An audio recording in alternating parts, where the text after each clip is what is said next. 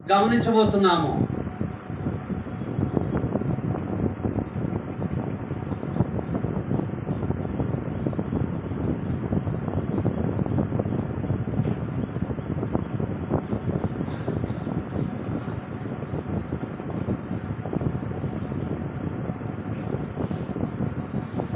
ఆసియాలో ఉన్న 7 సంఘములు. ఎందుకు ఆసియాలో ఉన్నటువంటి 7 సంఘములను మనం గమనించాలి అనగా, వారు అప్పుడు అపవాది చేత రకరకాలుగా శోధించబడుతూ ఉండేవాళ్ళు. ఇప్పుడు మనం కూడా ఇంచుమించు అవే సమస్యలతో బాధపడుతూ ఉన్నాం. అది సంఖ్యపరంగా కానీ, నాణ్యత పరంగా కానీ, ఆత్మీయ ఎదుగుదల పరంగా కానీ రకరకాల కారణాలు ఉన్నాయి. ఎందుకంటే సాతానుడు సంఘమును రకరకాలుగా శోధించాలని ఆరాటపడుతూ ఉంటాడు. అవునా కదా? ఎవరిని మిరుగుదునా అని గర్జించి సింహంలే తిరుగులాడుతూ ఉంటాడంట. ఎవరిని మిరుగుదునా అని. అది సంఘము బయట ఉన్న వారితో సంఘము లోపల ఉన్న వారిని శోధించడం అంటే వాడికి చాలా కష్టతరమైన పని. అవునా కదా? సంఘం లోపల ఉన్న వారితోనే సంఘమును శోధించాలంటే వాడికి చాలా సులువైన పని. అవునా కదండి? ఇప్పుడు మన కుటుంబంలో సమస్యలు బయట వ్యక్తి ద్వారా వస్తే మనందరం కూడా ఐక్యతగా ఉండి ఆ బయట వ్యక్తిని ఎదుర్కొంటాము. మనలో మనకే సమస్య వస్తే మనం ఐక్యతగా ఉండగలమా? ఉండలేము. కాబట్టి అపవాదిగాడు కూడా ఏం చేస్తూ ఉన్నాడంటే, సంఘములో ఎవరైతే ఆత్మ సంబంధంగా బలహీనంగా ఉంటారో, అపవాదిగాడికి స్నేహితుడిగా ఉంటారో, స్నేహితురాలుగా ఉంటారో వాళ్ళకి ఎరవేస్తూ ఉంటాడు. లోకాశలను ఎరవేస్తూ ఉంటాడు. లోకంలో చేసే పనుబాట్లను, ఉద్యోగ వ్యాపారాలను ఎరవేస్తూ ఉంటాడు. దాని ద్వారా మనము ఆత్మ సంబంధంగా పడిపోయి వాడి మార్గంలోకి వెళ్ళి దేవునికి దూరం అయ్యే పరిస్థితి ఏర్పడుతూ ఉన్నది ప్రియ దేవుని పిల్లారా. కాబట్టి సంఘము లోపల ఉన్న వాళ్ళతో సంఘమును శోధిస్తే దాని ఎఫెక్ట్ చాలా తీవ్రంగా ఉంటుందని మనం గమనించాలి ప్రియ దేవుని పిల్లారా. అయితే మనము ఎలాంటి పరిస్థితులు వచ్చినను సంఘముగా ఐక్యతగా ఎలాగ ఎదుర్కోవాలి, ఎలాగ అలర్ట్గా ఉండాలి. ఎందుకంటే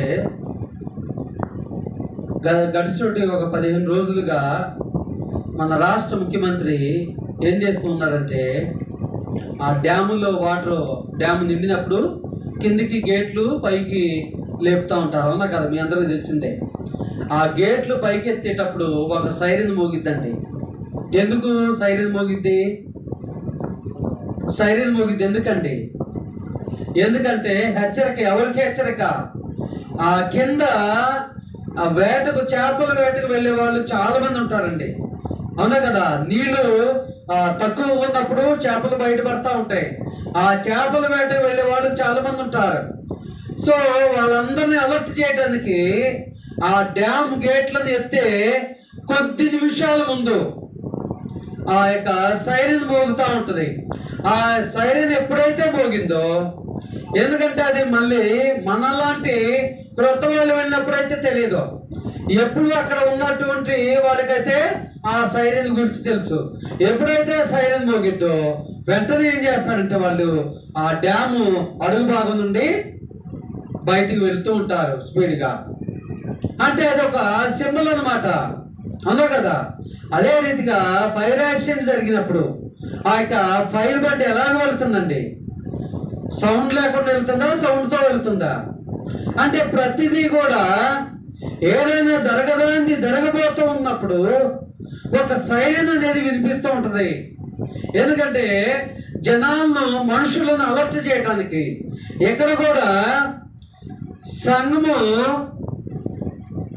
సాతాను చేత శోధింపడుతున్నప్పుడు దేవుడు మనకు ఒక సైరన్ వినిపిస్తాడు.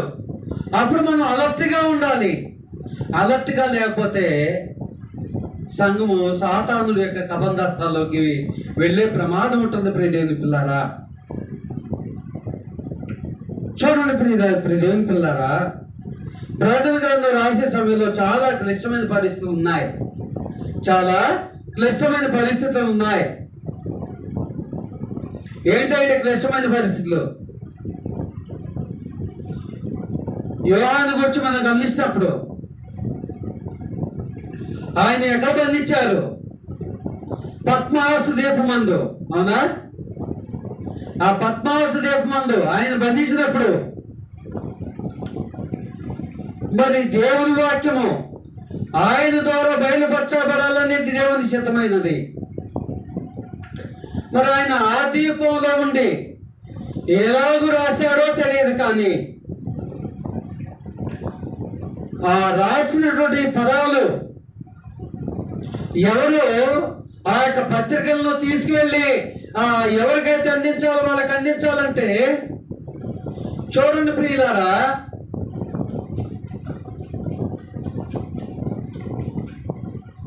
ఇది చుట్టూతా దీపం, చుట్టూతా దీపం. ఇక్కడ యోహాను గారు ఉన్నారు.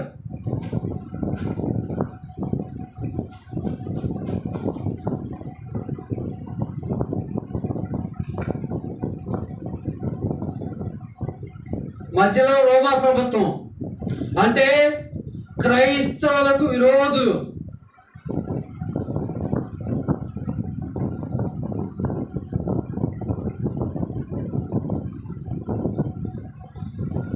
ఇటు ఎవరైతే క్రైస్తవులు ఉన్నారో వాళ్ళు,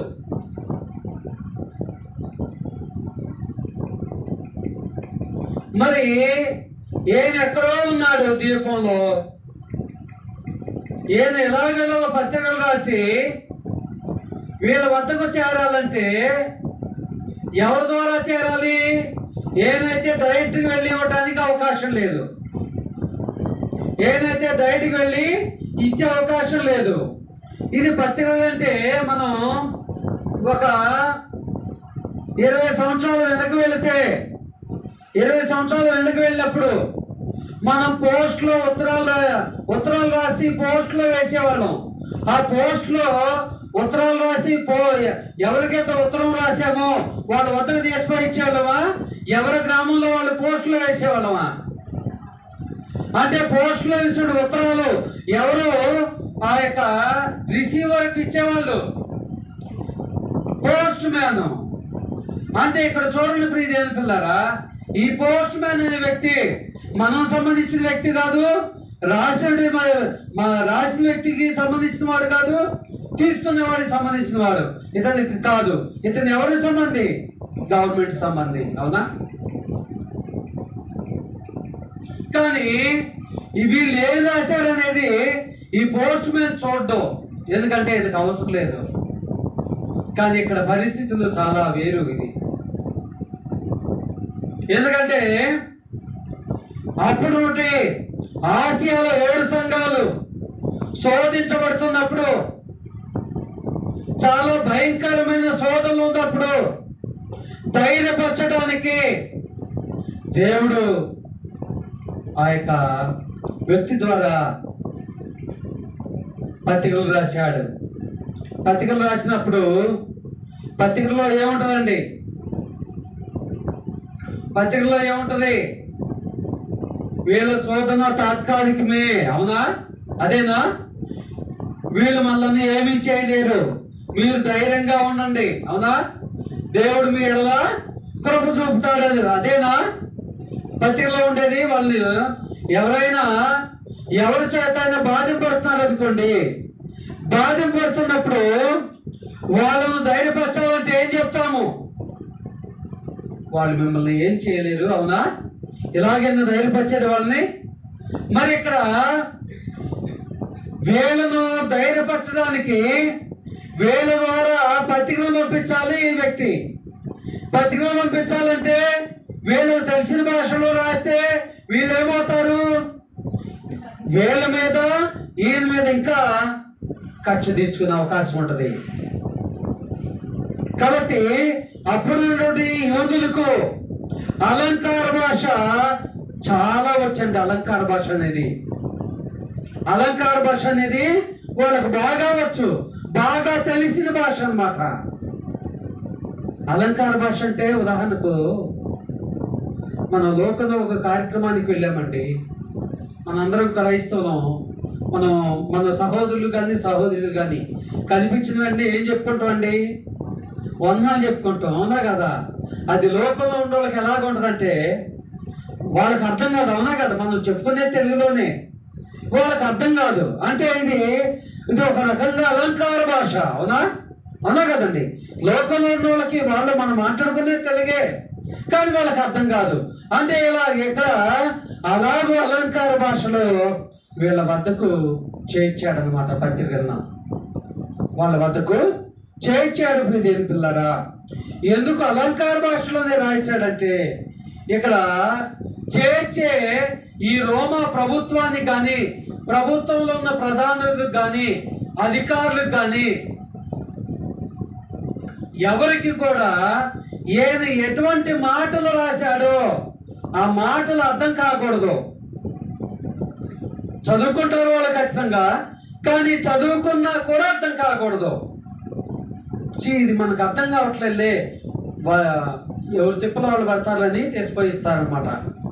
అలాంటి పరిస్థితిలో ఈ యొక్క ప్రకటన గ్రంథము అలంకార భాషలో రాయబడింది.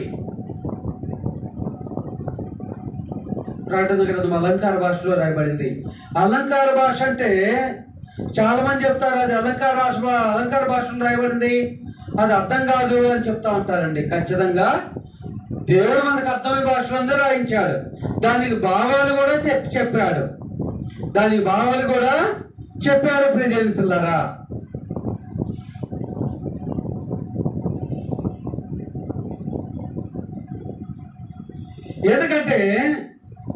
ఎందుకు రాయవలసి వచ్చిందంటే ఆ యొక్క ఆసియాలో ఉన్నటువంటి 7 సంఘాలోని విశ్వాసులు ఏమనుకుంటున్నారంటే మనం అనుసరించు దేవుడు ఈ లోక రాజ్యాలన్నిటి మీద రాజై ఉన్నాడు కదా, అంటే లోక రాజ్యాలన్నీ కూడా ఆయన అధీనంలోనే ఉన్నాయి కదా, ఇంకా వాళ్ళెందుకు మనల్ని ఇంత కష్టపెట్టడమో, వాళ్ళెందుకు మనల్ని ఇంత ఇబ్బంది పెట్టడమో అని అనుకుంటూ ఉన్నారు.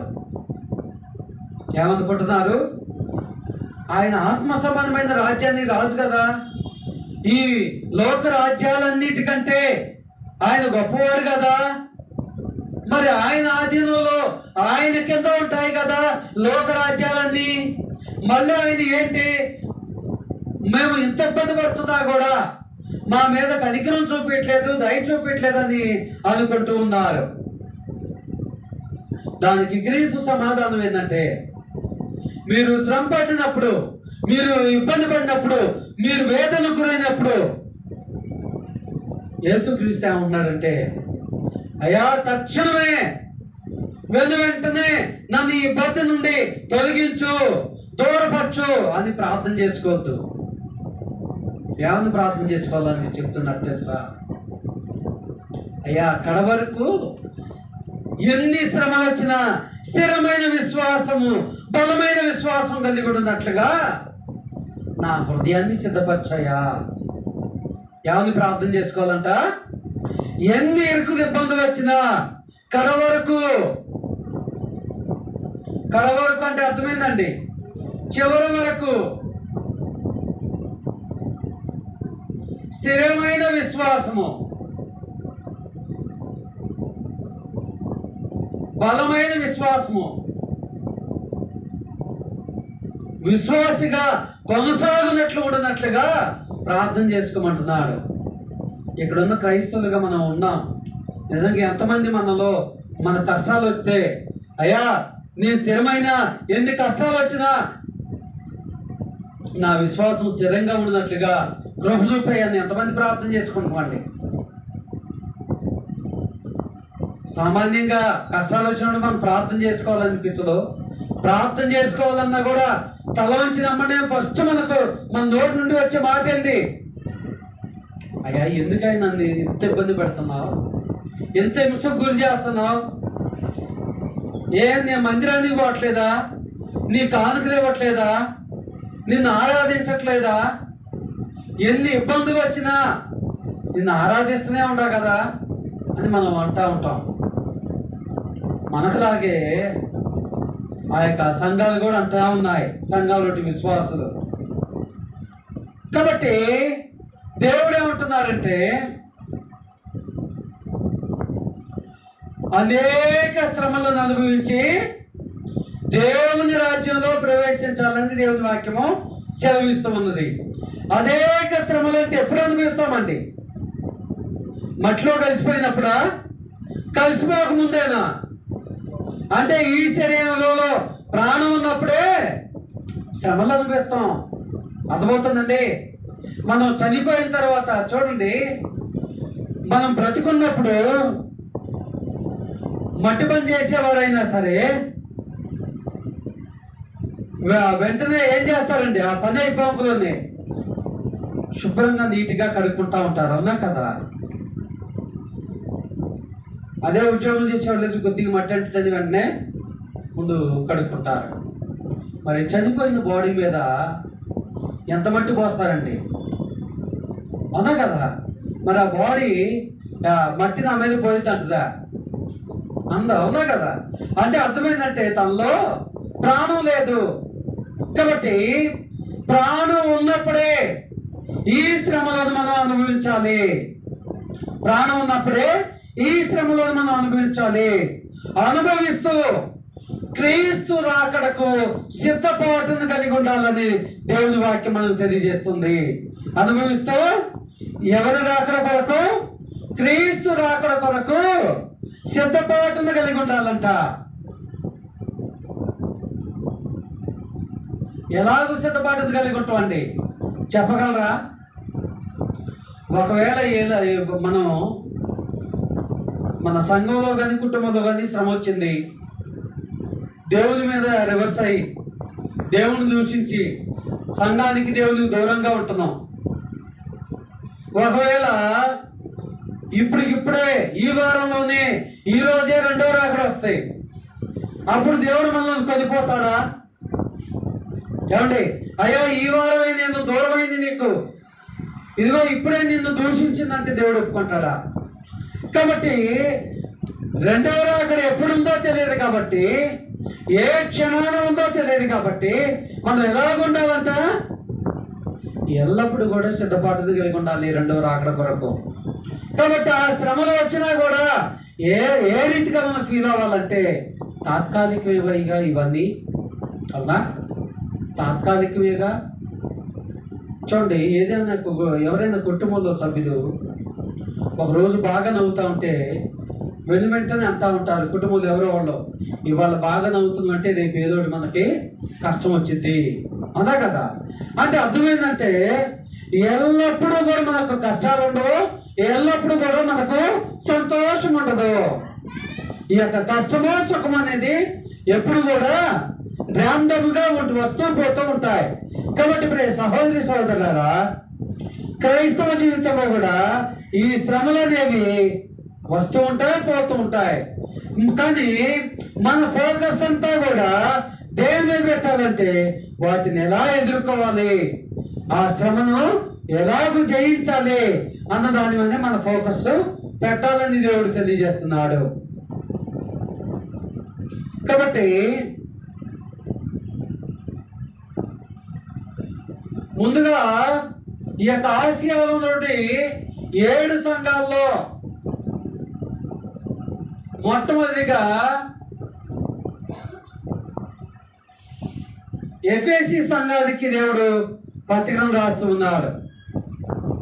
ఎఫెసీ సంఘానికి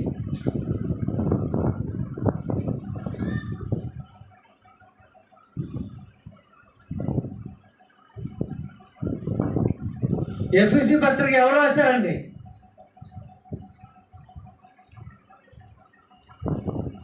ఎఫెసీ పత్రిక ఎవరు రాశారు? పౌలు గారు.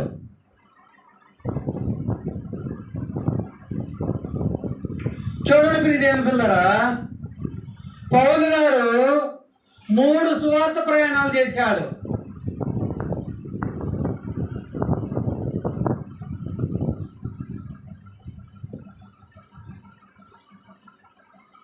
ఎన్ని సువార్త ప్రయాణాలు? 3వ సువార్త ప్రయాణంలో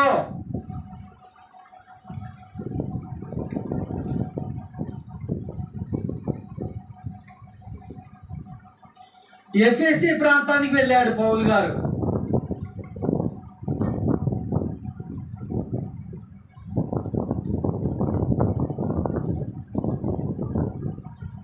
మూడవ సువార్త ప్రయాణంలో పౌలు గారు ఎఫెసీ ప్రాంతానికి వెళ్ళాడు. ఎఫెసీ ప్రాంతానికి వెళ్ళాడు. ప్రకటన గ్రంథము 2వ అధ్యాయము, ప్రకటన గ్రంథము 2వ అధ్యాయము 1వ వచనం నుంచి గమనిస్తే, ఎఫెసీలో ఉన్న సంఘపు దూతకు ఎలాగు రాయము. ఎఫెసీలో ఉన్న సంఘపు దూతకు ఎలాగు రాయము, 7 నక్షత్రములు తన కుడి చేత పట్టుకొని 7 దీపస్తంభముల మధ్య సంచరించువాడు చెప్పు సంగతులేమనగా, 7 నక్షత్రములంటే 7 సంఘముల గురించి రాయబడింది. 7 దీపస్తంభముల మధ్య అంటే 7 సంఘముల మధ్య జరిగే సంఘటన గురించి, సిచ్యువేషన్ గురించి రాయబడింది. అర్థమవుతుందండి? అదే రోమా ప్రభుత్వంలో ఉంటే అధికారులకైతే ఏంది నక్షత్రాలు కూడా, ఏంది దీపస్తంభాలు కూడా అని వాళ్ళు అనుకునేవాళ్ళు, అదా కదా. కానీ అలంకార భాషలో ఈ నక్షత్రాలు అనగా దీపస్తంభములు అనగా సంఘమునకు ప్రతిగా ఈ మాటను దేవుడు రాయించాడు. సంఘమునకు ప్రతిగా దేవుడు ఈ మాటలను రాయించాడు. చూడండి ప్రియదేవుని పిల్లారా, ఈ ఎఫెసీ ప్రాంతం గురించి మనకు తెలియాలంటే, ఎఫెసీలో ఉన్న పరిస్థితుల గురించి మనకు తెలియాలంటే ఒకసారి అపోస్తుల కార్యములు 19వ అధ్యాయానికి రండి.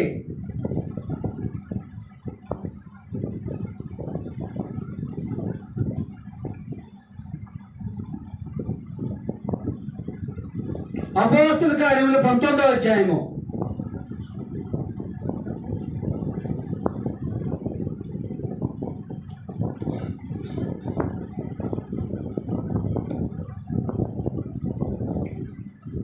అపోల్లో కొరింథీలో ఉన్నప్పుడు జరిగిందేమనగా, పౌలు పై ప్రదేశములలో సంచరించి ఎఫెసీయులకు వచ్చి, పై ప్రదేశములు అంటే 1వ సువార్త ప్రయాణంలో, 2వ సువార్త ప్రయాణంలో.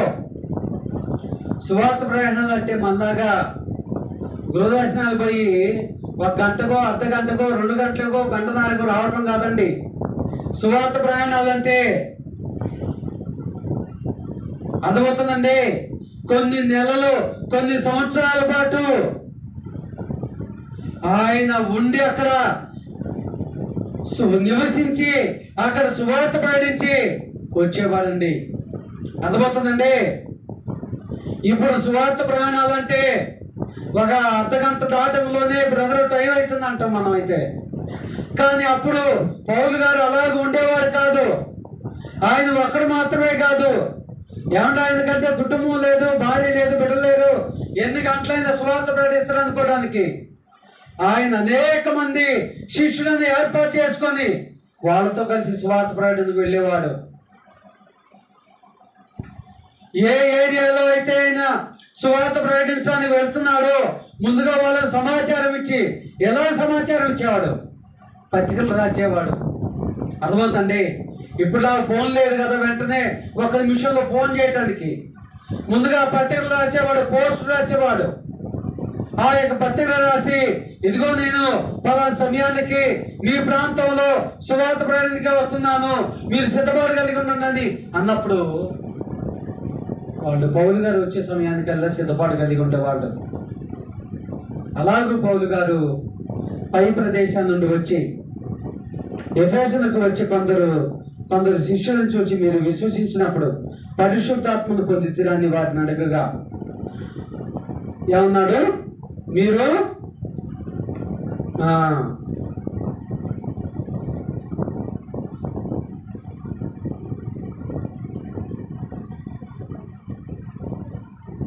విశ్వసించినప్పుడు పరిశుద్ధాత్మను పొందుతారా అని వాడిని అడగగా వాడు పరిశుద్ధాత్ముడు ఉన్నాడు అన్న సంగతియే మేము వినలేదని చెప్పారు. ఏమని చెప్పారు వాళ్ళు? పరిశుద్ధాత్ముడు ఉన్నాడన్న సంగతియే మేము వినలేదని చెప్పారు. అప్పుడు అతడు అలాగైతే మీరు దేనిని బట్టి బాప్తిజం పొందుతారని అడగగా వారు యోహాను బాప్తిజం బట్టి అని చెప్పారు. అందుకు పౌలు యోహాను తన వెనుక వచ్చువాని అందు అనగా యేసునందు విశ్వాసం ఉంచవాలని ప్రజలతో చెప్పుచు మారు మనసు విషయమైన బాప్తిజం ఇచ్చదని చెప్పాను. వారు ఆ మాటలు విని ప్రభువుని యేసు నామమున బాప్తిజం పొందిరి. తర్వాత పౌలు వారి మీద చేతులుంచగా పరిశుద్ధాత్మ వారి మీదకి వచ్చును. పరిశుద్ధాత్మ చూడండి ప్రియులారా, ఇక్కడ 2 రకాల బాప్తిజాల గురించి దేవుడు మాట్లాడుతున్నాడు. యేసుక్రీస్తుని గురించి సమాచారం ఇవ్వటానికి ఎవరు వచ్చారు? ముందుగా లోకానికి అరణ్యం గుండా ఎవరు వచ్చారండి? బాప్తిజం ఇచ్చి యోహాను వచ్చాడు. అవునా? అతను ఒంటి రూపం ధరించుకున్నవాడే. అతని ఆహారం ఏమైనది? మిడతలో అడవి తేనెయో. అతని ఆహారం ఏంటంట? మిడతలో అడవి తేనెయో. ఆ వ్యక్తి వచ్చి ఎవరి గురించి ప్రకటించుకుంటూ వెళ్ళారు? ఎవరి గురించి ప్రకటించుకుంటూ వెళ్ళారండి? యేసుక్రీస్తుని గురించి, యేసు ప్రభువుని గురించి. ఆయన చెప్పుల వారను విప్పుటకు కూడా నేను పాత్రుడును కానని అన్నాడు. అర్థమండి? అయితే ఆయన బాప్తిజం ఇచ్చాడు. ఎందుకొరకు ఆయన బాప్తిజం ఇచ్చాడంటే ఆ జనులందరినీ, ఆ యూదులను యేసుక్రీస్తు వద్దకు చేర్చడానికి. ఇప్పుడు కూడా మనం విశ్వాసిగా కొత్త వాళ్ళ వద్దకు వెళ్ళి స్వార్థ ప్రకటిస్తాం. అవునా? అన్ని విషయాలు మనకు తెలియవు, మనకు తెలిసిన విషయాలు ప్రకటిస్తాం. మిగతాది ఏమంటాం? మా బ్రదర్ వద్దకు వస్తే, లేదంటే మా బ్రదర్ అమ్మటి వస్తాడు, మీకు పూర్తిగా మీకున్న ప్రశ్నలన్నిటికీ సమాధానం ఇస్తారు, మాకు అవగాహన ఉన్నంత మటుకు మేము చెప్పాము అని చెప్తాం. అవునా కదా? అంటే ఇక్కడ కూడా బాప్తిజం ఇచ్చే యోహాను కూడా బాప్తిజం ఇచ్చాడు. కానీ ఆయన ఏమన్నారంటే, నేను నీటిలో మాత్రం బాప్తిజం ఇస్తున్నాను, పరిశుద్ధాత్మలోను అగ్నిలోను నా వెనుక వచ్చేవాడు ఇస్తాడన్నాడు. ఆయన వెనుక వచ్చేవాడు ఎవడు? యేసుక్రీస్తు ప్రభువారు. పరిశుద్ధాత్మలను అగ్నిలోను ఎలాగ బాప్తిజం ఇస్తారండి? నేను నా కళ్ళతో చూడాలంటే కళ్ళతో చూసేది కదండి, అది ఆత్మ సంబంధంగా జరిగే క్రియ. అదేనండి. మరి యోహాను కూడా బాప్తిజం ఇచ్చింది కదా అంటే అసలు ఆయన చెప్పుల వారిను విప్పుటకు కూడా నేను యువకుడు కానీ ఆయన ఒక పక్క చెప్తూ ఉన్నాడు. అవునా? అర్థమవుతుందండి? చూడండి, ఇప్పుడు కూడా సేవకులుగా బాప్తిజం ఇస్తాం, కానీ ఆ నీటిని ఏర్పాటు చేసింది ఎవరండి? అవునా? ఆ బాప్తిజం పొందేటప్పుడు మన ఆత్మకుండ పాపాలన్నింటినీ తీసివేసేది సేవకుడా లేదంటే దేవుడా? కానీ దురదృష్టం ఏంటంటే ఇప్పుడు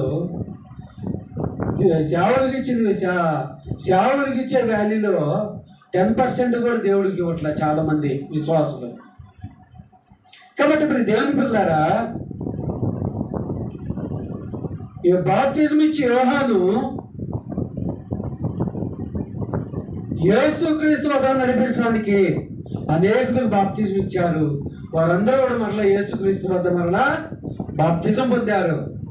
ఎందుకంటే పరిశుద్ధాత్మలోను అగ్నిలోను బాప్తిజం పొందితేనే నీకు పరలోకం. అవునా? ఇప్పుడు చాలా మంది ఎన్నో సంవత్సరాల నుంచి దేవుని సన్నిధికి వస్తూ ఉంటారు. ఒకవేళ ఇప్పటికిప్పుడు రెండవ రాకడ వచ్చింది. సంఘంలో ఎంతమంది కొనుక్కోబడతారండి? ఎవరైతే మారు మనసు పొంది మన వరకు నమ్మకంగా ఉంటారో వారు మాత్రం కొనుక్కోబడతారు. అర్థమవుతుంది? అయ్యా నేను కూడా ప్రతి ఆదివారం వస్తున్నాగా, నన్ను ఎందుకు తీసుకోవు? నీవు అన్యాయస్తుడు అంటే కుదరదండి. అర్థమవుతుందా? ఎందుకంటే ఆయన అన్యాయస్తుడు కాదు. ఎవరు కొనుక్కోబడతారో, ఎవరు విడిచిపెట్టబడతారో ఆయన ముందుగానే తెలియజేస్తున్నారు తన దాసుల ద్వారా. కాబట్టి బాప్తిజం తీసుకొని మారు మనసు కలిగి సిద్ధపాటు కలిగి లేకపోవడం తప్పమంది. కాబట్టి ప్రియ దేవుని పిల్లారా,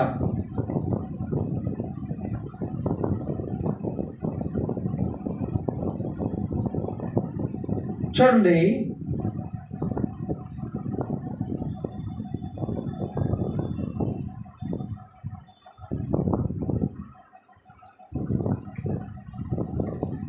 ఈ యొక్క ఎఫ్ఎస్సి పట్టణం సంఘంలో ఉన్నటువంటి సమస్యలు ఏమై ఉన్నవి అనేది ఒకసారి మనం గమనించగలిగినట్లయితే, మళ్ళా ప్రకటన గ్రంథానికి రండి.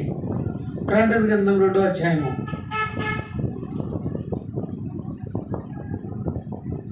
ప్రకటన గ్రంథము 2వ అధ్యాయము.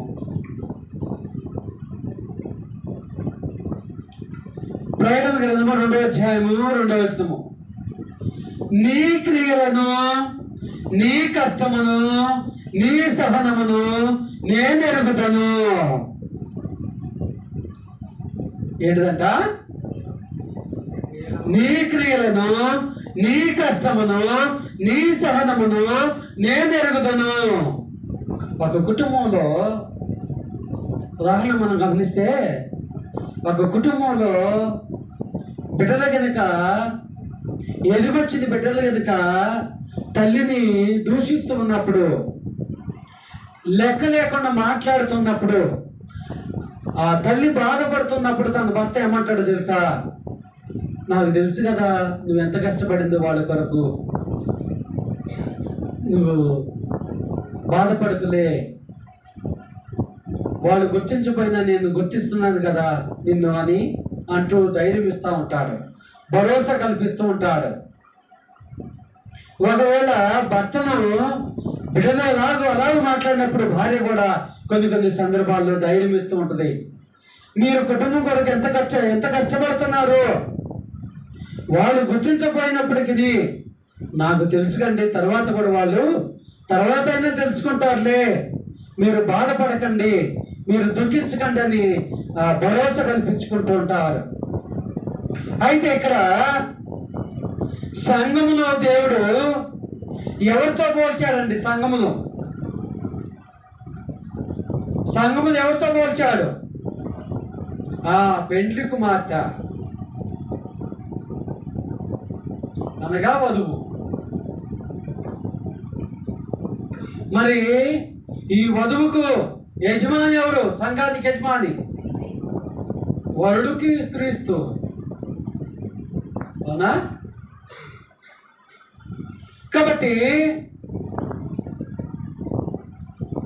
ఈ సంఘములో, ఎఫెసీ సంఘములో ఉన్నటువంటి పరిస్థితుల గురించి పౌలు గారి ద్వారా యేసుక్రీస్తు మాట్లాడుతున్నాడు. ఏమని మాట్లాడుతున్నాడంటే, నీ క్రియలను, నీ కష్టమును, నీ సహనమును నేను ఎరుగుదును. ఏమన్నాడు? నీ క్రియలను, నీ కష్టమును, నీ సహనమును నేను ఎరుగుదును. కాబట్టి నీవు దుష్టులను సహింపవలననియో, అపోస్తులు కాకయే తాము అపోస్తులమని చెప్పుకుని వారిని పరీక్షించి వారి అబద్ధికులని నీవు కనుగొంటువనియో. ఎఫెసు సంఘంలో ఉన్న గొప్పతనాల గురించి పౌలు గారు తెలియజేస్తున్నారండి. ముందుగా వారి యొక్క గొప్పతనాల గురించి తెలియజేస్తున్నాడు. మన బిడ్డలను గద్దించాలంటే ముందు మనం ఏం చేస్తామండి? ఎరా నువ్వు అట్టాటోడు ఇట్టాటోడు అనో. అవునా?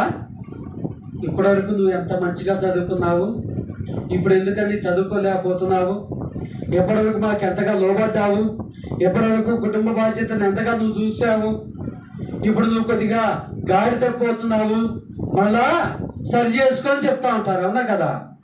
కాబట్టి ఇక్కడ దేవుడు కూడా ఎఫెసీ సంఘం ఉంటే విశ్వాసులు చేయమని మాట్లాడుతున్నాడంటే, నీ క్రియలను నీ కష్టాన్ని నేను ఎరిగి ఉన్నాను, నీవు దుష్టులను సహింపవలనని అపోస్తులు కాకయే తాము అపోస్తులమని చెప్పుకొని వారిని పరీక్షించి వారు అబద్ధికులని నీవు కనుగొంటివనియో, నీవు సహనము కలిగిన నామము నిమిత్తము భారము భరించి అలయలేదనియో నేను ఎరుగుదును. ఎఫెసీ పట్టణంలో విశ్వాసులంట ఏం చేయబడలేదంట? అలసిపోలేదంట. ఏం పోలేదండి? అలసిపోలేదు. ఏం చేసి? సంఘము కొరకు ప్రయాసపడి. ఈనాడు మన సహోదరి సహోదరులు వారి కడుపు కొరకు, వారి కుటుంబం కొరకు ప్రయాసపడి ఆలయిస్తూ దేవుని ఆరాధించే ప్రభు దినాన్ని కూడా ప్రభువుకు కేటాయించలేని దౌర్భాగ్యంలో వెళ్ళిపోతున్నారు. ఆనాడున్న విశ్వాసులకు ఈనాడున్న విశ్వాసులకి ఎంత వ్యత్యాసం ఉందో చూడండి. వారు ఎన్ని శ్రమలనైనా సరే సహించారంట, వహించారంట, ప్రేమతో ఓర్చుకున్నారంట, ప్రేమతో ఓర్చుకున్నారంట. కానీ ఇప్పుడు ఆ పరిస్థితి లేదు. ఇప్పుడైతే ఆ పరిస్థితి లేదు. చూడండి ప్రియ దేవుని పిల్లరా, ఇక ఎఫెసీ పట్టణంలో ఉండేటువంటి పరిస్థితులు ఏంటో తెలుసా? పౌలు గారు సువార్త ప్రకటించడానికి అంత ఈజీగా అక్కడ వాతావరణం అంత అనుకూలంగా లేవు. వాతావరణ పరిస్థితి అక్కడ. ఎందుకంటే క్రైస్తవులంటేనే చంపే పరిస్థితి అక్కడ. ఏంటంటే క్రైస్తవులంటేనే చంపే పరిస్థితి అండి అక్కడ. అలాంటి పరిస్థితుల్లో ఇంత మునుపు అయితే ఈయన 1వ సువార్త ప్రయాణంలో 2వ సువార్త ప్రయాణంలో వచ్చినప్పుడు సమాజ మందిరంలోకి వెళ్ళి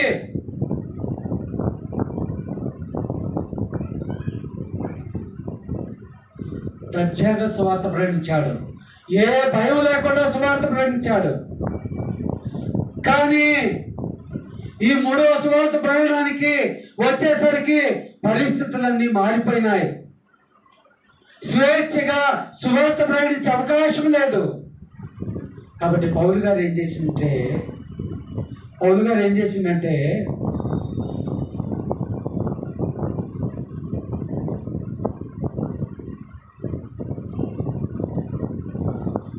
అపోస్తుల కార్యములు 19వ అధ్యాయము 11-12 వచనాల ద్వారా తెలియజేస్తున్నాడు.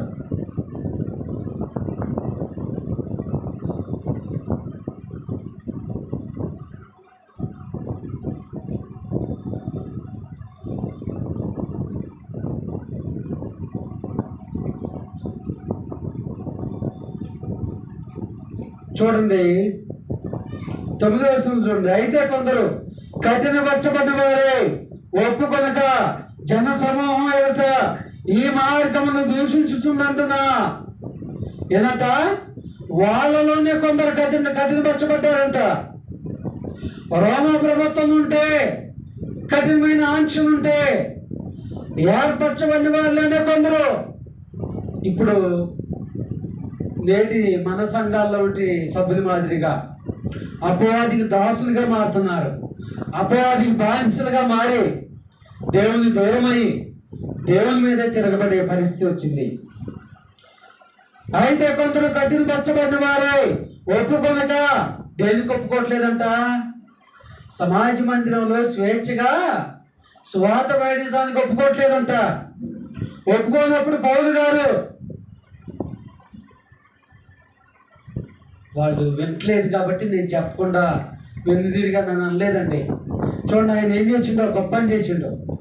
ఒప్పుకొనగా జన సమూహం ఎదుట ఈ మార్గమును దూషించుచున్నందున అతడు వారిని విడిచి శిష్యులను ప్రత్యేకపరచుకొని ప్రతిదినము తురంగాను ఒకని పాఠశాలలో తర్కించుచూ వచ్చెను. ఒక పాఠశాల అద్దెకి తీసుకొని ఏం చేశాడంటండి? ఒక పాఠశాల అద్దెకి తీసుకొని ఆ పాఠశాలలో ఎవరైతే ఆసక్తిగా ఉన్నారో వారికి సువార్త ప్రకటిస్తూ ఉండేవాడంట.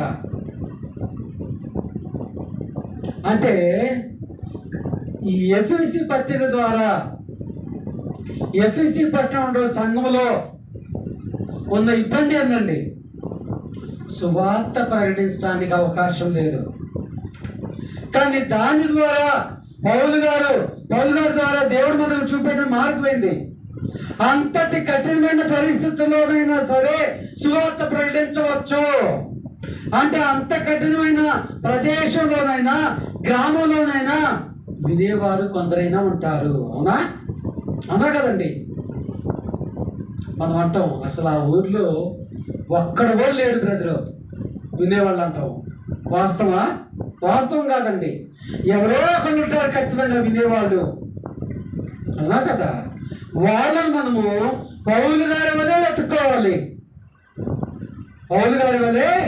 వెతుక్కోవాలి. ఎందుకంటే సువార్త ప్రకటించడానికి పోయినప్పుడు అందరి దగ్గర ఒకే పరిస్థితి ఉండదు. అవునా కదండి? కొంతమంది వాటర్ కూడా ఇవ్వరు, కొంతమంది కుర్చీ కూడా వేయరు, కొంతమంది మర్యాదగా కూడా మాట్లాడరు, కొంతమంది రకరకాలుగా ఉంటారు. అర్థమవుతుందండి? మనం వేరే చోట సువార్త ప్రకటించి వస్తాం. ఆ గృహానికి నిల్చొని కాళ్ళు నొప్పులు వస్తూ ఉంటాయి, కానీ వాళ్ళ దగ్గర కుర్చీ ఉండదు వేయటానికి. మాట్లాడి నోరు ఎండిపోతూ ఉంటుంది, కానీ అక్కడ వాళ్ళ దగ్గర వాటర్ ఉండా కూడా ఇవ్వాలని వాళ్ళకు గుర్తుండదు.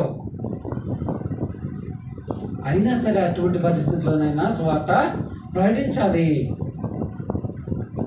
ఇప్పుడు చాలా మంది కూడా సువార్త ఎవరికి ప్రకటిస్తున్నారంటే ఒక 10 మంది ఎంప్లాయీస్ కుటుంబాలను చూసుకొని వాళ్ళ వద్దకు వెళ్ళి సువార్త ప్రకటిస్తూ ఉన్నారు. ఎందుకంటే వాళ్ళ గృహాలు మంచి బిల్డింగ్లు ఉంటాయని, వాళ్ళ గృహాలు మంచి సోఫా సెట్లు ఉంటాయని, వాళ్ళు ఎక్కువగా కానుకలు ఇస్తారని. మరి పేదలకు సువార్త ప్రకటించేది ఎవరండి? యేసుక్రీస్తు ప్రభువారు కొండ మీద ప్రసంగించినప్పుడు మత్తయి 5, 6, 7 అధ్యాయుల్లో ఆయన ధనికులైన వారికి మాత్రమే కూర్చోబెట్టి వాక్యాన్ని ప్రకటించాడా? అందరికి వాక్యాన్ని ప్రకటించాడా? కాబట్టి ఎఫెసీ పట్టణం ఉండే పరిస్థితులు ఏంటంటే ఆయన ఎవరైతే ఆసక్తిగా ఉంటున్నారో వాళ్ళందరినీ ఆయన ఒక పాఠశాల ఏర్పాటు చేసుకొని 2 సంవత్సరాల పాటు ఆ పాఠశాలలో ఆయన సువార్త ప్రకటించాడు.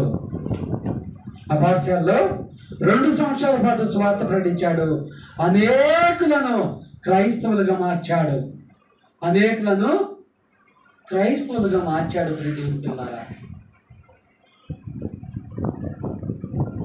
అనేకులను క్రైస్తవులుగా మార్చాడు. చూడండి ప్రియదేవుని పిల్లారా, సువార్త ప్రకటించే అవకాశం లేకపోయినా, ఆ సందర్భం లేకపోయినా, ఎన్నో క్లిష్ట పరిస్థితులు ఉన్నా సువార్త ప్రకటించాడు పౌలు గారు ఎఫెసీ పట్టణంలో.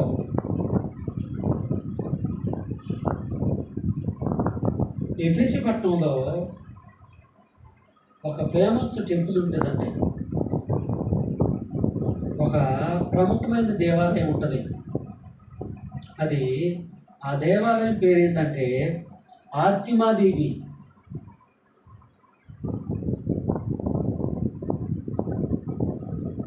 అర్థమవుతుందండి? ఆ పట్టణం మొత్తం ఒక్క కుటుంబం కూడా విడవడకుండా ఈ ఆర్తిమాదేవి సన్నిధిలో ఉంటారు.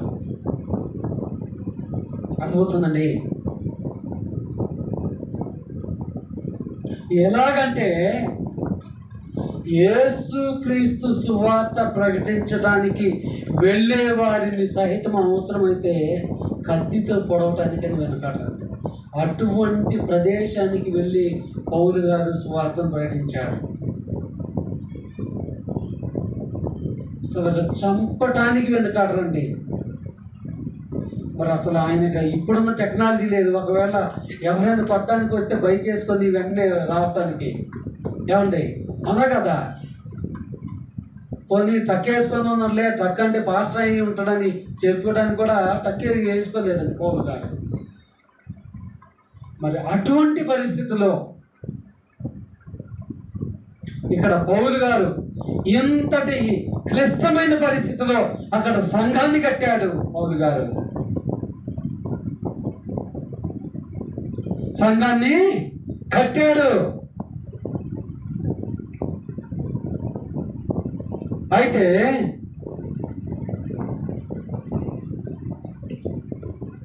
ఇంకా అక్కడ ఉన్నటి ఇప్పుడు క్రైస్తవులు అయితే మెల్ల ఏం వేసుకుంటారు? ఇప్పుడు చాలా మంది క్రైస్తవులు ఏం వేసుకుంటున్నారు? ఫిబ్రవరి వస్తే ఏం వేసుకుంటారు? ఒక దండ వేసుకుంటారు, అవునా కదా?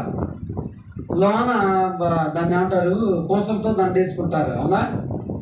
మరి వేరే లోకంలో ఉన్న వాళ్ళు అయితే వాళ్ళకి సంబంధించిన వాళ్ళు వేసుకుంటారు, అవునా? ఇప్పుడు ఎలాగైతే ఇప్పుడు తాజ్మహల్ ఉందండి. తాజ్మహల్ని ఆ రూపంతో ఎలాగూ చేస్తున్నారంటే దాంతో ఆ రూపాన్ని ఒక చెక్కతో తయారు చేసి దానికి పెయింట్ వేసి అమ్ముతున్నారు, అవునా కదా? రకరకాలుగా అమ్ముతున్నారు, అవునా? అలాగే ఈ దేవాలయాన్ని, ఈ రూపంలో ఉన్న దేవాలయాన్ని ప్రతిమలుగా చేసి, బొమ్మలుగా చేసి అమ్మేవాళ్ళు. అవి ఎక్కువగా ముడిపోయేవంట, ఎక్కువగా బాగా ముడిపోతాయి. అర్థమవుతుందండి? ఆల్మోస్ట్ ప్రతి కుటుంబంలో కూడా ఆ సింబల్ ఉన్నటువంటి ఆ బొమ్మ ఉంటుంది. అంటే ఎందుకు చెప్తున్నానంటే ఇవన్నీ కూడా ఎఫెసీ పట్టణంలో ఎంతటి క్లిష్ట పరిస్థితుల్లో పౌలు గారు సువార్త ప్రకటించాడు అనే విషయం మనకు అర్థం కావాలి. ఇప్పుడు కూడా సత్యాన్ని మనం ప్రకటించడానికి వెళుతున్నప్పుడు క్రైస్తవులు అంగీకరించట్లే, అవునా? మన బంధువులే అంగీకరించట్లే, సంఘంలో ఉన్నవారే కఠినమైన వాక్యానికి లోబడమని ఉంట్లే. అప్పుడు కూడా అలాగే ఉన్నారు. కాబట్టి అప్పుడు ఒక రీతిగా ఉన్నది పరిస్థితి, అప్పుడు ఒక రీతిగా ఉన్నాడు, ఇప్పుడు ఒక రీతిగా ఉన్నది. పరిస్థితులు అయితే సేమ్గా ఉన్నాయి. ఇప్పుడేమో క్రైస్తవులు ఉండి పూర్తి సత్యాన్ని తెలుసుకోలేకపోతున్నారు, అప్పుడేమో క్రైస్తవునికి బయట ఉండి పూర్తిగా దేవుడు తెలుసుకోలేకపోయి ఉన్నారు. అటువంటి పరిస్థితిలో పౌలు గారు సువార్త ప్రకటించాడు. అయితే అటువంటి పరిస్థితిలో మరి ఇంతటి పరిస్థితులున్న ఈ పట్టణంలో సంఘాన్ని కట్టాడంటే దేవుడు సహాయంతోనే పౌలు గారు సంఘాన్ని కట్టాడా? దేవుడు లేకుండా కట్టాడా? మరి దేవుడు ఎలాగూ సంఘాన్ని కట్టాడో తెలుసా? పౌలు గారి ద్వారా. పౌలు గారి యొక్క వస్త్రాలు ఎవరైతే ముట్టుకుంటారో వాళ్ళందరూ స్వస్థపరచున్నట్లుగా, బాగుపడినట్లుగా దేవుడు అక్కడ అనుమతినిచ్చాడు. అర్థమవుతుందండి? ఎందుకంటే అక్కడ వాక్యాన్ని ఒక్కదాన్నే ప్రకటిస్తే అంతటి క్రూరులైన వాళ్ళు నమ్మరు కదా. సో ఈయన దేవుని పక్షాన్ని వచ్చాడని ఏంటి రుజువు అని తెలియపరచడం కొరకు పౌలు గారికి దేవుడు అంత ధన్యతనిచ్చాడు.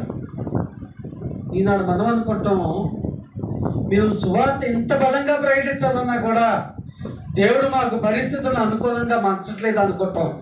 కానీ మనం వెళ్ళక మునుపు ఇంకా ఎంత ఘోరమైన పరిస్థితులు ఉన్నాయో ఆ కుటుంబంలో, అవునా? చూడండి, మనం వెళ్ళినప్పుడు కూడా కొన్ని కుటుంబాలు గొడవ అనుకుంటూ వాళ్ళ సమస్యలు వాళ్ళు ఉంటారు. మనం పోయిన వెంటనే మళ్ళీ వాళ్ళంతా కూడా కామ్ అయి ఉంటారు, అవునా కదా? అంటే అక్కడ పరిస్థితిని దేవుడు చక్కబెడుతున్నాడని అర్థము. ఇక్కడ కూడా పౌలు గారికి దేవుడు అలాగే పరిస్థితిని చక్కబెట్టాడు. పౌలు గారి వద్ద అక్కడ నుండి యూదులు కూడా ఏం చేశారంటే, మేము కూడా అద్భుతాలు చేస్తాం, దెయ్యాలు వెళ్ళగొడతాం, భూతాలు వెళ్ళగొడతాం అని చెప్తే ఆ దెయ్యాలు మళ్ళా వాళ్ళ మీద తిరగబడ్డాయి. మరి అదే దెయ్యాలు పౌలు గారి మీద తిరగబడలేదు. ఎందుకంటే పౌలు గారికి ఆ దెయ్యాలు తెలుసు. ఏమని? పౌలు గారు యేసుక్రీస్తు పంపిన వ్యక్తి అని, ఆయన దేవుని సంబంధాన్ని. అర్థమవుతుందండి. కాబట్టి మరి దేవుని పిల్లరా, అలాగూ అంటే క్లిష్ట పరిస్థితుల్లో కూడా దేవుడు మనకు సహాయకుడిగా ఉంటాడు. సువార్త ప్రకటించడానికి ఎలాగుంటాడు? సహాయకుడిగా ఉంటాడు. కాబట్టి మరి దేవుని పిల్లరా,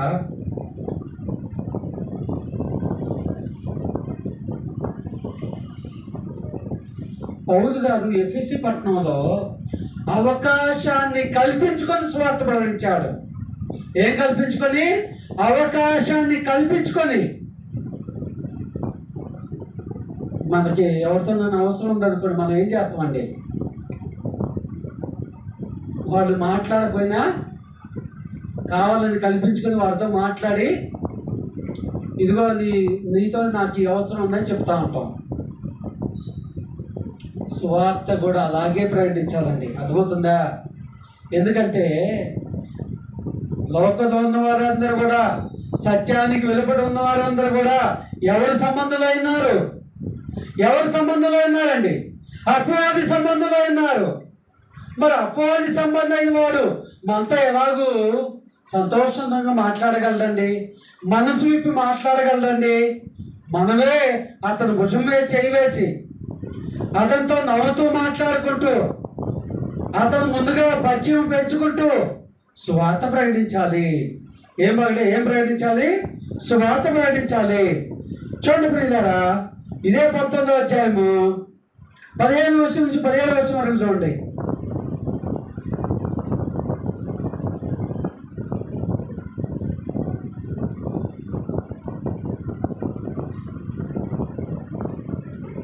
అందుకు ఆ దయ్యమును నేను యేసును 13 నుంచి గమనించండి ఒకసారి, మీకు ఇంకా క్లియర్గా అర్థమైంది.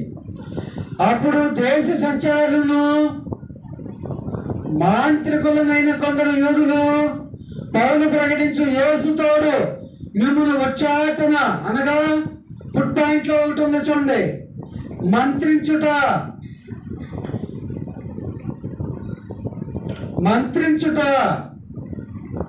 చూడండి, చేయుచున్నాను మాట చెప్పి దయ్యములో పట్టిన వారి మీద ప్రభువైన యేసు నామమున ఉచ్చరించుటకు పూనుకొనిరి.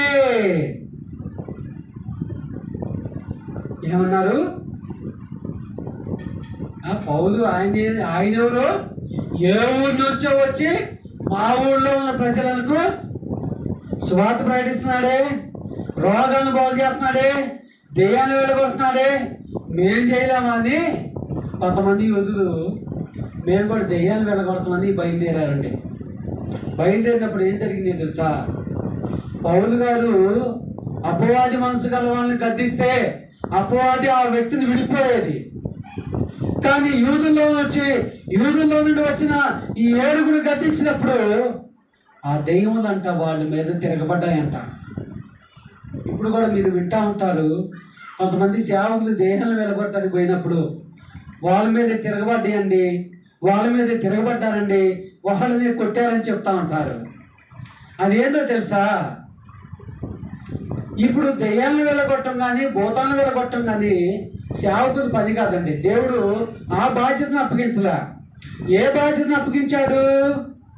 సువార్త ప్రకటించే బాధ్యతను అప్పగించాడు. యేసుక్రీస్తు నీ కొరకు ఎలాగూ మృతి పొందాడో, ఎలాగూ సమాధి చేయబడ్డాడో, ఎలాగూ తిరిగి లేపబడ్డాడో దాని గురించి మాత్రమే చెప్పాలి. అర్థమవుతుందండి? కానీ సేవకులైన వారు చాలా మంది ఏం చేస్తున్నారు? అసలు దాన్ని పక్కన నెట్టి వేరే దాన్ని భుజాన్ని ఎత్తుకుంటున్నారు. దానివల్ల ఆ అపవాది మనసు గలవాడు వీళ్ళ మీద దాడి చేస్తున్నాడంటే దేవుని తోడు ఇతనికి లేడని అర్థం. అవునా కదా? అంతేనే కదా? ఇక్కడ ఈ యూదుల నుంచి వచ్చిన వాళ్ళు కూడా పౌలు కంటే మేము గొప్ప వాళ్ళము, పౌలు కంటే మేము బలవంతులము అని చెప్పుకోవడానికి ప్రయత్నం చేశారు. కానీ దేవుని తోడు వాళ్ళకు లేదు. కాబట్టి ప్రియ దేవుని పిల్లారా, అంటే చూడండి ప్రియ దేవుని పిల్లారా, వారి సొంత ఊర్లో వాళ్ళ సొంత జనాంగం మధ్య ఎక్కడో పుట్టినటువంటి పౌలు గారిని దేవుడు ఎంత గొప్పగా హెచ్చించాడో, అవునా కదా? ఎంత గొప్ప బలాన్ని ఇచ్చాడో. ఎందును బట్టి ఇచ్చాడండి ఇదంతా?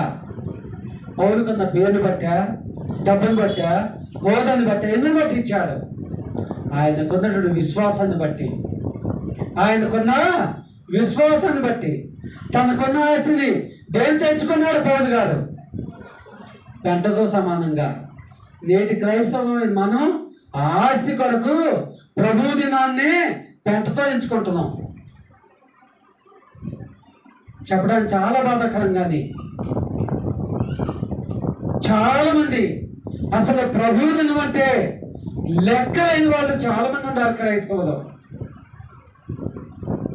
మరి ఆనాడు అంత విశ్వాసపడే పౌలు ఎక్కడ? ఈనాడు అల్ప విశ్వాసం కంటే అదో పాతాళ స్థితిలో ఉంటే మనం ఎక్కడ? ఆలోచన చేసుకున్నప్పుడు ఈ దేవుని పిల్లరా, ఒకటేనండి, పదే ఎన్నిసార్లు చెప్పినా కూడా సువార్త ప్రకటించకొరకు నువ్వు పడే ప్రతి కష్టమును దేవుడు, కష్టం వెనకాల దేవుడు నీ తోడుగా ఉంటాడు. అర్థమవుతుందండి? ఎంతో మంది పౌలు గారి మీద దాడి చేయాలని చూశారు, ఎంతో మంది ఆయన చంపాలని చూశారు, ఎన్నో మాంత్రిక శక్తులను ప్రదర్శించారు ఆయన మీద.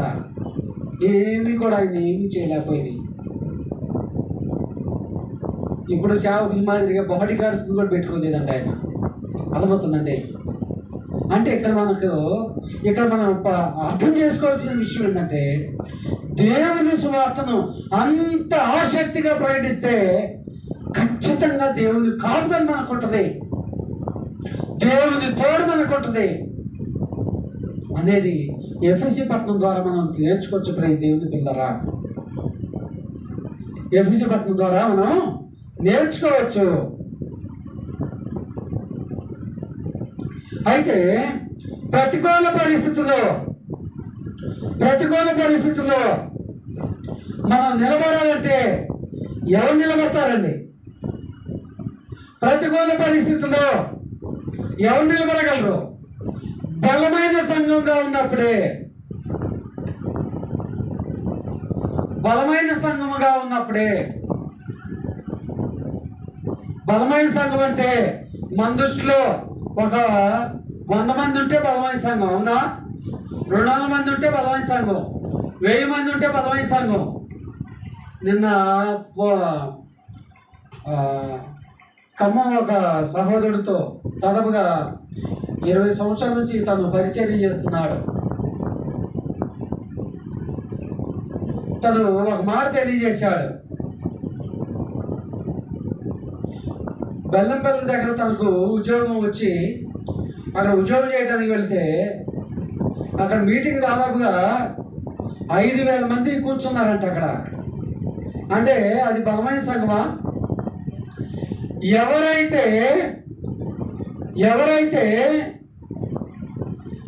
పరిశుద్ధ గ్రంథ లేఖనాల ప్రకారము దేవుని అనుసరిస్తారో, దేవుని వెంబడిస్తారో, దేవుని ఆజ్ఞలు పాటిస్తారో వాళ్ళే బలమైన సంఘము. ఇక్కడ ఇద్దరు ఉండొచ్చు, 3 ఉండొచ్చు, 10 మంది ఉండొచ్చు, 5 ఉండొచ్చు. సంఖ్యతో సంబంధము లేనే లేదు. అర్థమవుతుందండి? ఉదాహరణకు కరోనా మనందరి జీవితంలో ఎప్పుడైనా కూడా బాగా గుర్తుంటుంది. కరోనా టైంలో ఈ 1000 మంది ఉన్నారు, 5,000 మంది ఉన్నారు అన్న సంఘాల్లో ఒక్క సంఘంలో కూడా, ఒక్క చర్చిలో కూడా దేవుణ్ణి ఆరాధించిన పరిస్థితి లేదు. కానీ వాక్యానుసారంగా నడిచే ప్రతి సంఘము కూడా ఒక్క ఆదివారం కూడా దేవుణ్ణి ఆరాధించడం మానలేదండి. అర్థమవుతుందండి? ఒక్క ఆదివారం కూడా దేవుణ్ణి ఆరాధించడం మానలేదు. చాలా మంది సేవకులు చర్చి బిల్డింగ్లు తాళాలు వేసుకొని ఉంటారు, కానీ వాక్యానుసారంగా బ్రతికే వాళ్ళు ఒక్క ఆదివారం కూడా కరోనా టైంలో ఒక్క ఆదివారం కూడా దేవుని ఆరాధించమని లేదండి. అది బలమైన విశ్వాసం అంటే, అది బలమైనటువంటి విశ్వాసం అంటే, అది దేవునికి నమ్మకంగా బ్రతకడం అంటే, దేవుని మీద పూర్తిగా ఆధారపడటం అంటే. కాబట్టి ఇప్పుడు దేవుని పిల్లరా, శ్రమలు వచ్చినప్పుడే మనం ఎలాగ తయారవుతామండి? పరిపూర్ణులుగా తయారవుతామండి. అర్థమవుతుందండి? మనకి ఏదైనా శ్రమలు వచ్చినప్పుడే మన బుర్రను బాగా ఉపయోగిస్తాం, ఆ శ్రమలను ఎలాగ ఎదుర్కోవాలి అని. ఈనాడు ఎఫ్ఎస్సి సంఘాన్ని గురించి మనం ఎందుకు నేర్చుకోవాలంటే, మన సంఘంలో కూడా ఎఫ్ఎస్సి ఉన్న పరిస్థితులే ఉండొచ్చు, అవునా కదా? ఇంచుమించు అలాగే ఉండొచ్చు, అంతకంటే ఘోరంగానే ఉండొచ్చు. ఒకవేళ నాణ్యతలో సంఘము వెనుకబడి ఉండొచ్చు, సంఖ్యలో వెనుకబడి ఉండొచ్చు, ఆత్మీయతలో వెనుకబడి ఉండొచ్చు, ఐక్యతలో వెనుకబడి ఉండొచ్చు. వీటన్నిటినీ ఎలాగ అధిగమించాలంటే సంఘం అంతా కలిసి అధిగమించాలండి. దాని కొరకు ప్రార్థించాలి, ప్రయత్నించాలి. అర్థమవుతుందండి? ఎప్పుడైతే ఈవేళ తిమోతి పత్రిక ద్వారా దేవుడు ఏం తెలియజేస్తున్నాడంటే, యేసుక్రీస్తునంత సద్భక్తితో బ్రతుకును ఉద్దేశించి వారందరూ హింస పొందుతున్నారు అంటున్నారు, అవునా కదా? ప్రతి సంఘము కూడా శోధించబడుతుంది ఏదో ఒక సమస్యతో. అయితే ఆ సంఘము శోధించబడినా కూడా బలహీనపట్టలేదు చాలా సారి సంఘాలు. ఎందుకో తెలుసా? వాళ్ళు సువార్థికుడితో పాటు సంఘం అంతా సువార్థికుడికి సహాయకులుగా ఉంటారండి ప్రతి విషయంలో కూడా. మన దగ్గర ఉండే లోపం ఏంటంటే, మనం అలాగ ఐక్యతగా ఉండలేకపోతున్నాం. ఇప్పుడు సంఖ్యలో తగ్గుతున్నారు. ఎందుకు తగ్గుతున్నారు? ప్రార్థన చేద్దాం, ఎలాగ చేద్దాం. లేదంటే నాణ్యతలో తగ్గుతుంది, ఎందుకు నాణ్యత లోపిస్తుంది. లేదంటే ఐక్యత కలిగి ఉండట్లేదు, ఎందుకు ఐక్యత కలిగి ఉండట్లేదు అనేది మనం మాట్లాడుకోగలగాలి. ఎందుకంటే ఇది సంఘములో మనం ఒక అవయవాలుగా ఉన్నాం. మన శరీరంలో తలనొప్పి వస్తే మన చేతి వేళ్ళు టాబ్లెట్ వేసుకోవడానికి నేను సహకరించనంటాయా? కాబట్టి కాళ్ళు నొప్పి వస్తే ఆ పెయిన్ కిల్లర్ రాసుకోవడానికి, ఆయింట్మెంట్ రాసుకోవడానికి నా చెయ్యి అక్కడ పోదని నా చెయ్యి బిగబట్టుకొని ఉంటుందా? ఒకవేళ బిగబట్టుకొని ఉంటే ఏమంటారండి? శరీర భాగాలు చచ్చుబడిపోయినాయి అంటారు, అవునా కదా? వైద్య భాషలో పక్షవాతం వచ్చిందంటారు, అవునా కదా? మనం ఎప్పుడు కూడా పక్షవాతం వచ్చిన వారి మాదిరిగా ఉండకూడదండి. అనగా చచ్చుబడిన వారిగా ఉండకూడదు, అంటే నిద్రావస్థలో ఉండకూడదు. ఎందుకంటే మనము రెండవ రాకడకు సిద్ధపాటును కలిగి ఉన్నాం. అర్థండి? చివరి గడియల్లో ఉన్నాం.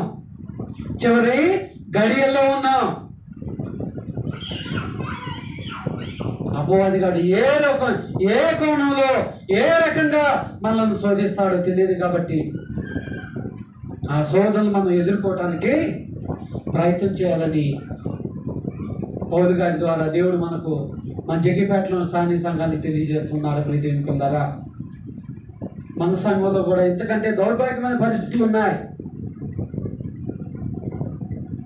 ఎందుకంటే మనకు ఒక 15 రోజుల క్రితం ఏమో ఒక కార్యక్రమానికి వెళ్ళినప్పుడు